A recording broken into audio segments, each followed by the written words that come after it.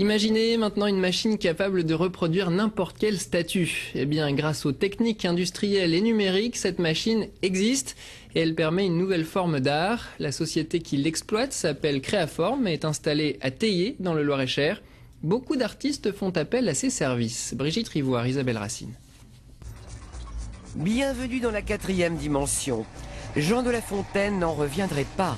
Son buste du château de Vaux-le-Vicomte, cloné par application des logiciels de l'industrie au domaine de l'art. Le pire, cette doublure deviendra en fait Nicolas Fouquet.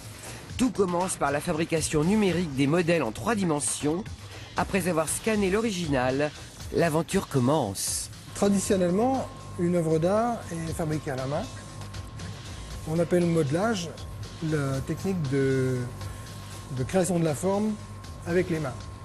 Ce qu'on appelle une modélisation numérique, c'est un scanner qui va convertir la forme réelle en image écran 3D, que tout le monde connaît dans les jeux vidéo aujourd'hui, ou que tout le monde reconnaît au travers Google Earth. Alors, une fois que les objets sont numériques, il y a toute une phase préparatoire des techniciens à côté de moi pour faire la découpe des modèles virtuels, la préparation des blocs, les programmes d'usinage, lancer les parcours sur les robots.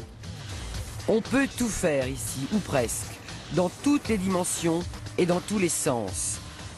Créaform travaille pour le musée Grévin. Voici la tête de l'acteur Gérard Jugnot, juste avant de passer par les mains des sculpteurs. Céline Dion, Nicolas Sarkozy, Ariel Dombal, Chabal, Poulvord et tant d'autres ont été modélisés ici. Et l'art alors dans tout ça? Et l'avantage de la technologie numérique, c'est qu'il n'y a pas de dimension. On peut mettre n'importe quelle dimension. On peut le faire de 2 cm, on peut le faire de 2 mètres ou de 20 mètres, c'est le même fichier. Voici une bien étrange photocopieuse, inventée pourtant il y a 10 ans, qui reproduit en 3D n'importe quel objet. On la nomme machine de prototypage rapide. Un dépôt de plâtre, il y en a d'autres, ça s'appelle des machines de stéréolithographie, des machines de frittage de poudre. Tout ça, c'est des technologies des 15 dernières années qui servent à matérialiser des objets virtuels par ajout de matière.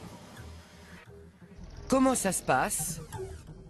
On nous a confié un cheval en bronze, l'original de la sculpteur, qui souhaitait faire un agrandissement de Furioso, c'est son nom, à une échelle 2,5 fois plus grand. Nous avons fraisé par enlèvement de matière sur les machines à commande numérique ce Furioso-là, qui lui est, dans un premier temps, 2,5 fois plus gros, mais aussi, si vous pouvez le constater, aussi symétrique. Il ne tourne pas la tête de la même manière que l'original. Pas si facile comme travail.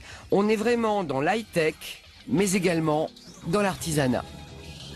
Derrière le fraisage des robots, les blocs de matière usinés vont être collés. Alors là, il s'agit de polystyrène. Donc chaque matériau a sa colle spécifique. Là, c'est de la colle époxy. Donc c'est une opération systématique sur toutes les sculptures. Le réassemblage des morceaux qui vont être réassemblés en fonction de ce que nous demande le fondeur. Et voilà le travail. 300 artistes, des tops pour la plupart, sont passés par Créaform, qui collabore également avec les plus grandes fonderies, Coubertin, Landowski, Tivernon pour ne citer qu'elles. La modélisation pourrait bien devenir un passage obligé